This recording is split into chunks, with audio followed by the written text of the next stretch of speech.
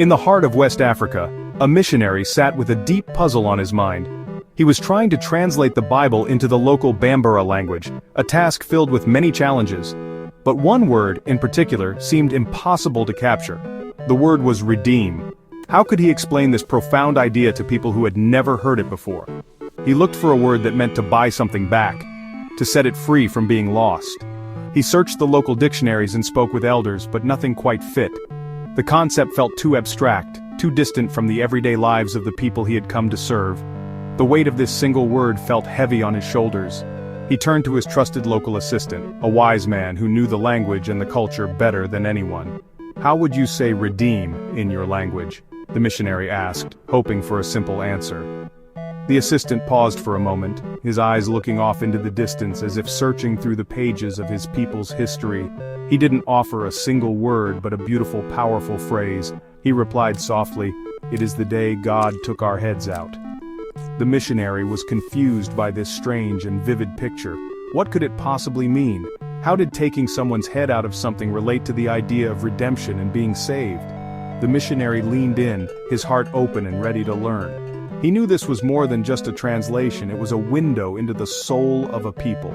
The assistant saw the question in his eyes and began to share a story passed down from his ancestors.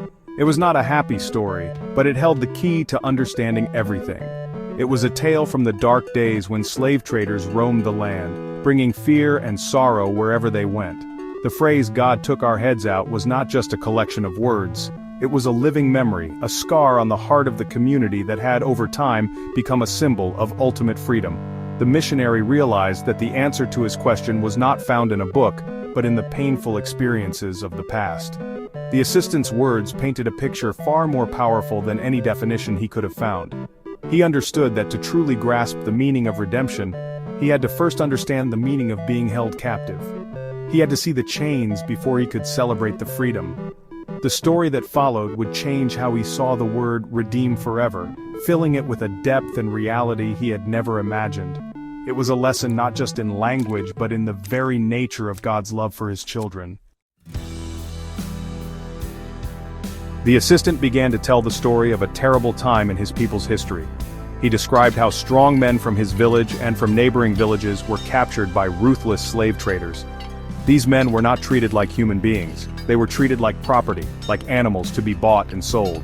They were bound together, forced to march for miles and miles under the hot African sun, their spirits crushed with every step.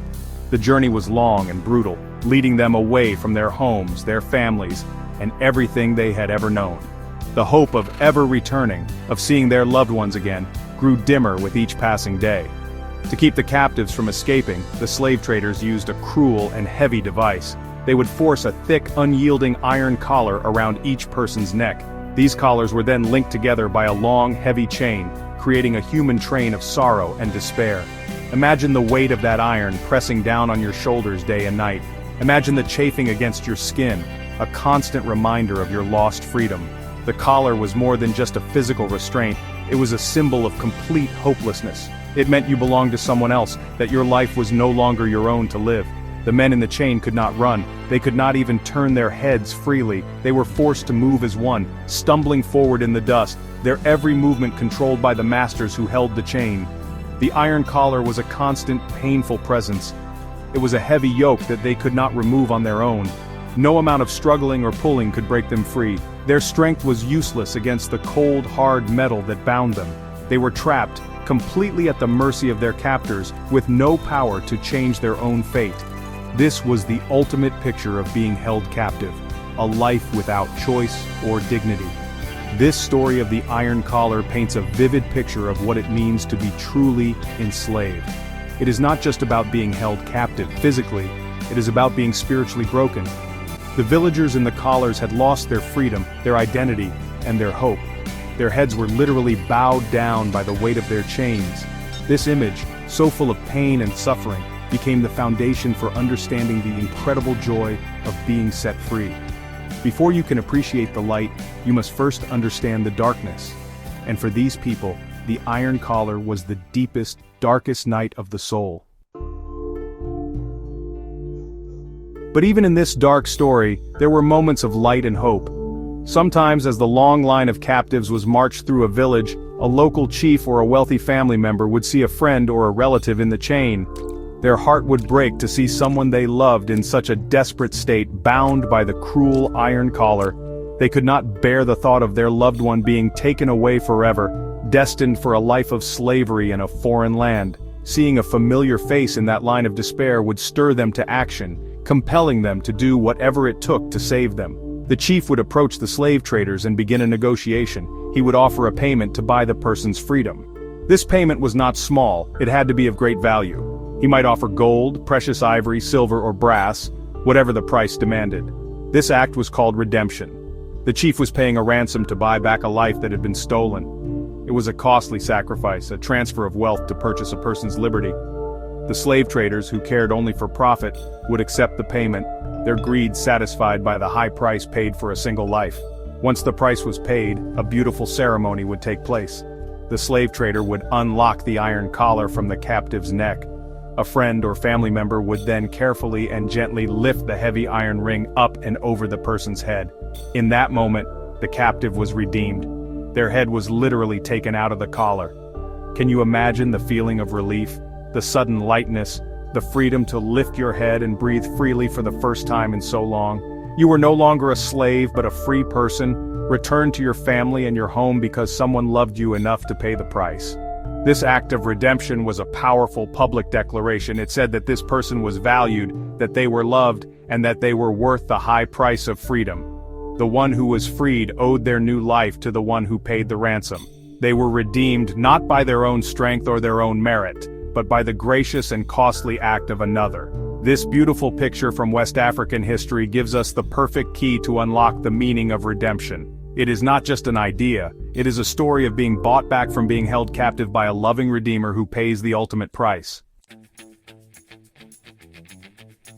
This powerful story of the iron collar helps us understand what Jesus did for us. The Bible tells us that we are all trapped in a kind of bondage. It may not be a physical iron collar, but it is just as real. We are held captive by sin and fear. We are weighed down by our mistakes, our guilt, and our brokenness. Like the men in the chain, we cannot free ourselves. We can try our best to be good, to do the right things, but we can never break the chains on our own. We are in need of a Redeemer, someone who can pay the price to set us free from the bondage that holds us captive. Jesus is our loving Redeemer. He saw us in our hopeless state, trapped by the chains of sin, and He loved us so much that He was willing to pay the ultimate price for our freedom. The book of Ephesians in the Bible says, "In Him we have redemption through His blood, the forgiveness of sins, in accordance with the riches of God's grace." That's Ephesians chapter 1, verse 7.